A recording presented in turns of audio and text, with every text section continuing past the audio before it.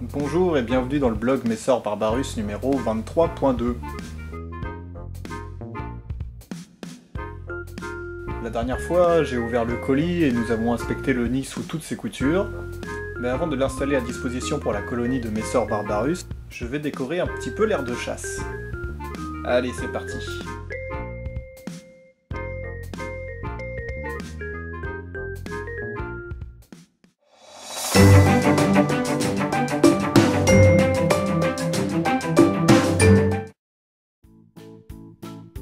Avant de couler le plâtre, je vais installer un tuyau au niveau de la sortie de l'aire de chasse. Cependant, le tuyau fait exactement le même diamètre que le trou et cela ne tient pas du tout, et j'ai bien peur qu'à la moindre manipulation, le tuyau se décroche. Alors pour remédier à ça, j'ai installé ce petit truc bleu. Je ne sais pas du tout comment ça s'appelle, donc pendant toute la vidéo on va en voir, je vais appeler ça des petits trucs bleus. J'en insère un d'un côté pour bloquer le tuyau, et un de l'autre côté, afin que le tuyau ne sorte pas.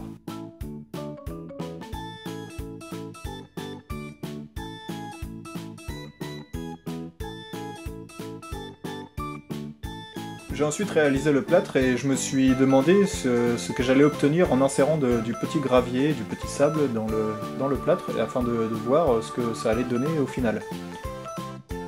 C'est la première fois que je fais ça, testons.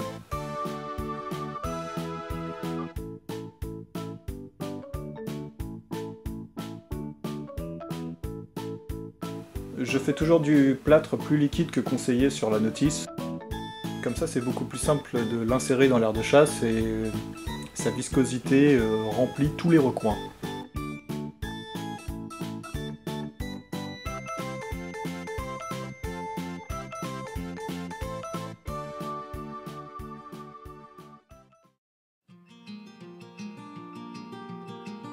Le plus dur étant de trouver dans quelle configuration est-ce que je vais installer tout ça.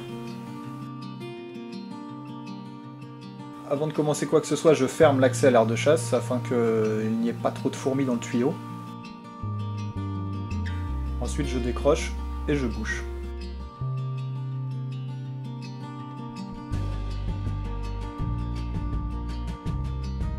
Afin de raccorder tout ça, j'ai utilisé comme d'habitude des tuyaux de différentes tailles que j'ai insérés les uns dans les autres, et j'ai fermé tout ça avec des petits trucs bleus.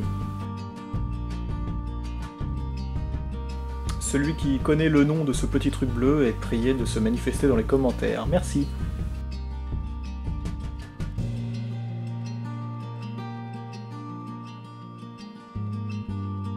Les coins transparents que l'on voit ont été achetés sur la boutique Handstore.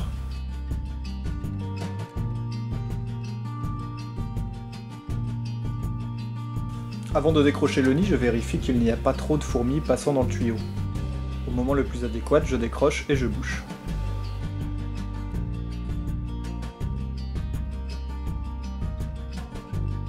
Je me retrouve alors avec un tuyau rempli de fourmis bouché aux deux extrémités. J'installe le nid à sa nouvelle place. Donc celui-ci servant de grenier, j'ai décidé de le mettre au plus près de l'aire de chasse. C'est pas super esthétique, mais c'est sympa. On peut voir ici les fourmis inspectant le morceau de tuyau. Celui-ci étant tout neuf et ne contenant pas l'odeur de la colonie, elles l'inspectent.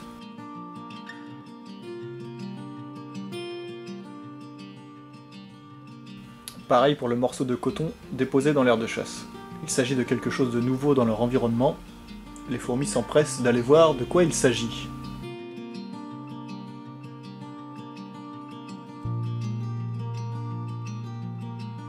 Donc je pense installer le nid comme ceci.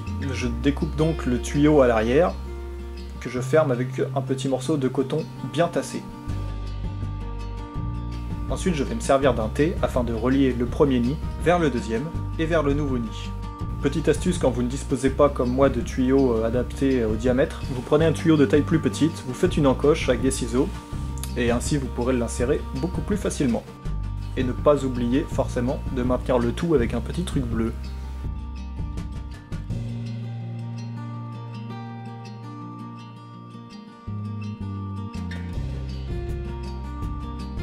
Donc toujours le même problème avec ce tuyau qui est légèrement plus petit que le trou d'accès au nid. Donc pour le maintenir en place, j'ai décidé de le faire passer à travers le nid. Face à un problème, il y a toujours des solutions. Afin que les fourmis puissent accéder au nid, j'ai fait une petite encoche sur le tube.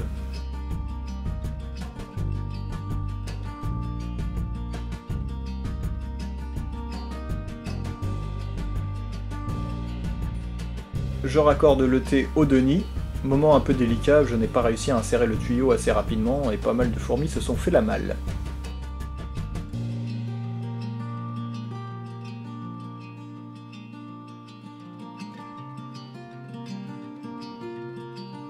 Afin de réaliser un raccord vers le nouveau nid, j'ai installé des coins. Ceux-ci ont été achetés dans un magasin de bricolage.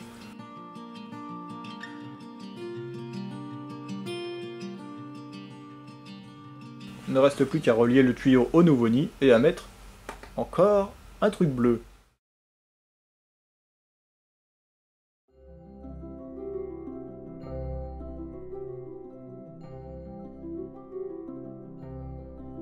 Vous pouvez voir ici les toutes premières ouvrières passant dans le tuyau et accédant au nid.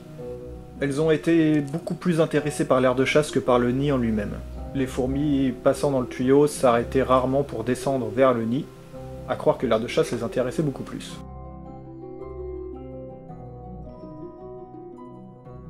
Il est maintenant temps de tester le système d'humidification. J'ai utilisé ma seringue avec aiguille pour insérer de l'eau dans le réservoir.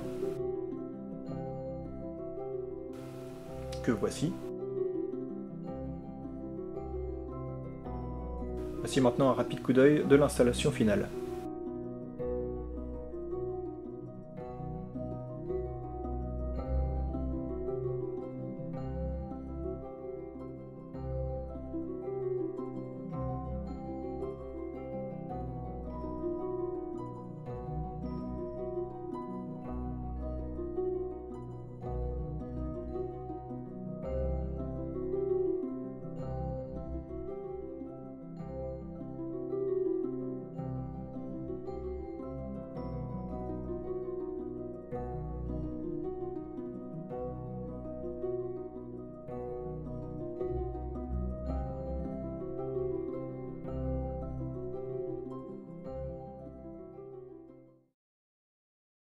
J'ai également retiré les caches en carton sur les nids. Les fourmis sont maintenant à la lumière de la lampe toute la journée.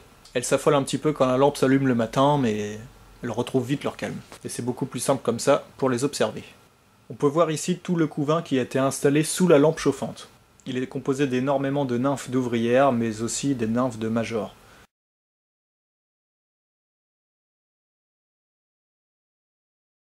J'espère que cette vidéo vous aura plu et je vous dis à très bientôt pour de belles observations.